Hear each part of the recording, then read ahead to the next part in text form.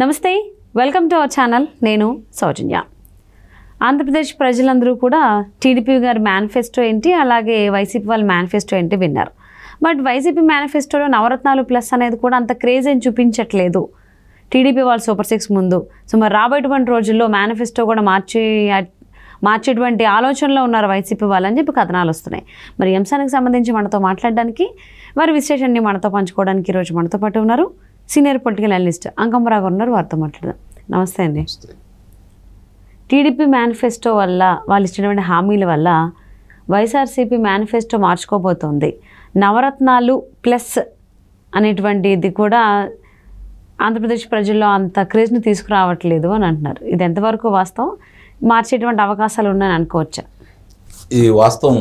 ఎందుకంటే తెలుగుదేశం పార్టీ వాళ్ళు 6 పథకాలతోటి ప్రజల మధ్యకి వెళ్ళారు. ముఖ్యంగా మహిళలకు సంబంధించి వాళ్ళు ఇచ్చినటువంటి పథకాలు 18 సంవత్సరాలు నిండినటువంటి మహిళకి, 60 సంవత్సరాల లోపు వాళ్ళందరికీ కూడా నెలకి 1500 ఇస్తూ ఉన్నారు. ఆ తర్వాత అమ్మఒడి అంటే ఎంతమంది పిల్లలు ఉన్నా కూడా అంతమంది పిల్లలకి 15,000 రూపాయలు ఇస్తామని చెప్పనున్నారు. 2 3 అనేది కాదు, ఎంతమంది పిల్లలు ఉన్నా కూడా వాళ్ళు చదువుకుంటే 15,000 కాడికి ఇస్తామన్నారు. తర్వాత వంట చెరుకు సంబంధించి 3 గ్యాస్ సిలిండర్లు ఇస్తామని కూడా ప్రకటించారు. అలాగే ఉచిత బస్సు ప్రయాణం, ఎక్కడి నుంచి ఎక్కడికి వెళ్ళాలన్నా కూడా మహిళల వరకు ఉచిత బస్సు ప్రయాణం కూడా ప్రకటించారు. ఈ రైతులకు సంబంధించి వాళ్ళు 20,000 రూపాయలు రైతులకు ఇస్తామని చెప్పి ప్రకటించడం కూడా జరిగింది. ఇవన్నీ చూసిన తర్వాత వైసీపీ అభిమానులు కావచ్చు, నాయకులు కావచ్చు, కార్యకర్తలు కావచ్చు, వాళ్ళు ఏమనుకున్నారంటే దీనికంటే అదనంగా ఇంకా ఏం ప్రకటిస్తారు మన వాళ్ళు అని ఆశగా ఎదురు చూశారు. సహజంగానే కూటమి కట్టిన తర్వాత తెలుగుదేశం పార్టీ స్వతంత్రంగా పోటీ చేసినా అధికారంలో వచ్చే పరిస్థితి ఉంది రాష్ట్రంలో. ఎందుకంటే అది వైఫల్యం, జగన్మోహన్ రెడ్డి గారి వైఫల్యం వల్ల వాళ్ళకి అంత ఆదరణ పెరిగిన మాట వాస్తవం. కూటమితో కట్టిన తర్వాత ఇక కనీసం కోలుకోలేని పరిస్థితిలో ఉంది వైఎస్ఆర్సీపీ పార్టీ. మరి వాళ్ళేమో 6 పథకాల ద్వారా ప్రజల దగ్గరికి బాగా చొచ్చుకుపోయారు. ప్రజలు మనాలు పొందుతున్నారు, వాళ్ళు కూడా నమ్ముతున్నారు. ఈ పరిస్థితిలో వీళ్ళు ఇప్పుడు ఇది ప్రకటించే తలకి ఇప్పుడు వీళ్ళకి అగమ్య గోచరం అయిపోయింది. వాళ్ళ ఓటమిని వాళ్లే కొని తెచ్చుకున్నట్టయింది. తెలుగుదేశం పార్టీ వాళ్ళకి లేనిపోని ప్రాధాన్యత కలిపి మొట్టమొదటి కూడా జగన్మోహన్ రెడ్డి గారు చేస్తుంది అదే. అతను అనుకుంటున్న వేరు, జరుగుతుందంతా వేరు. ఓ ప్రణాళికబద్ధంగా అయితే ఆయన ముందుకెళ్ళట్లేదు. మరి ఇప్పుడు ఈ పరిస్థితుల్లో వాళ్ళు చెప్పుకోవడానికి ఏమీ కనపట్టలేదు. నవరత్నాలు రెండోసారి, మరి దాని గురించి చెప్పుకోవడానికి ప్రత్యేకంగా ఏమీ కనపట్టలేదు. ఈరోజు దీని గురించి ప్రజలందరూ ఆలోచించుకుంటూ ఉన్నారు. ఇప్పుడు వీళ్ళు వెళ్తే నిన్నటిక దాకా ఇబ్బందిగా ఉన్న పరిస్థితుల్లో వీళ్ళు వెళ్ళిన తర్వాత ఏం సమాధానాలు చెబుతారో అవతరాలు అడిగితే అనేది ఇప్పుడు కూడా అర్థం కాని పరిస్థితి. మరి ఈ పరిస్థితుల్లో వాళ్ళు శ్రేణులు కావచ్చు, నాయకులు కావచ్చు, బాగా దిగులు పడిపోయారు. మనమే చేతులారా తెలుగుదేశం పార్టీని గెలిపిస్తున్నాము, ఇది మన నాయకుడు తప్పనే నిర్ణయానికి మాత్రం వాళ్ళు వచ్చారు. ఈ పరిస్థితుల్లో మళ్ళీ ఏమైనా ప్రకటిస్తారంటే నమ్మే పరిస్థితి ఉండాలి కదా.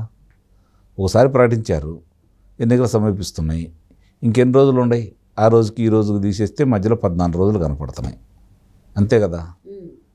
13వ తారీఖు ఎన్నికలు, ఈరోజు 28, మధ్యలో ఈ 2 రోజులు 29 కదా, ఈరోజు 29 అంటే 1 అది 12 అంటే 13 రోజులు మాత్రమే కనపడుతున్నాయి. జరగాల్సిన నష్టం జరిగిపోయింది. చేతులు కాలేక ఆకులు పట్టిన సందంగా ఉంది. ఇది క్షవరం అయితే కానీ వివరం రానంటూ ఇప్పుడు వాళ్ళకి పూర్తిగా తుడిచిపెట్టుకుపోయింది వాళ్ళ ఆశలన్నీ కూడా. కార్యకర్తలు, నాయకులు అయితే చాలా దిగులుగా ఉన్నారు. ఏమి ప్రజల దగ్గరికి ఎలా వెళ్ళాలి, అవినీతి మరకల్ని తుడిచేసుకోవటానికి సమయం లేదు. నాయకుల యొక్క అవినీతి గురించి వాళ్ళు ప్రజలు ప్రశ్నిస్తుంటే సమాధానాలు లేవు, ఇంకా కనపడతానే ఉన్నాయి. ఈ పరిస్థితుల్లో కనీసం ఎన్నికల ప్రణాళికలో భాగంగా వాళ్ళు మేము పథకాలకు సంబంధించి ఏదన్నా ఆశతోటి ప్రజలకు వెళ్దామంటే అది కూడా లేకుండా పోయింది. ఇప్పుడు అగమ్య గోచరంగా ఉంది వాళ్ళ పరిస్థితి. సో అంటే పెన్షన్ గురించే కనుక తీసుకున్నట్లయితే పాయింట్, సో ఆయన 3,500 ఇస్తాను అనడం, కానీ చంద్రబాబు గారు ఏమో 4,000 ఇస్తాను అనడం. సో అక్కడెక్కడ మిస్ మ్యాచ్ అవుతోంది. సో దానివల్ల అందరూ ఎక్కువగా టీడీపీ ఇచ్చినటువంటి హామీలకే మొగ్గు చూపుతున్నారు. నిస్సందేహంగా మొగ్గు చూపుతారు. ఓన్లీ 3,500 పెంచడం ఏంటి, నాకు ఆల్రెడీ అక్కడ 4,000 ఇస్తా అంటున్నారు కదా. సో ఇలాగా అందరూ కంపేర్ చేసుకుంటున్నారు అని చెప్పి వైసీపీ శ్రేణుల్లో కూడా అనుకుంటున్నారు అనేది కూడా టాక్ ఉంది. అనుకుంటున్నారు వాళ్ళు, టాకేం కాదు, అనుకుంటున్నారు, దాని గురించి చర్చించుకుంటున్నారు. ఎందుకంటే 200 దాన్ని 1,000 రూపాయలు చేసింది చంద్రబాబు నాయుడు గారు ఏక మొత్తంలో. 1,000 రూపాయలు 2,000 చేసింది చంద్రబాబు నాయుడు గారు.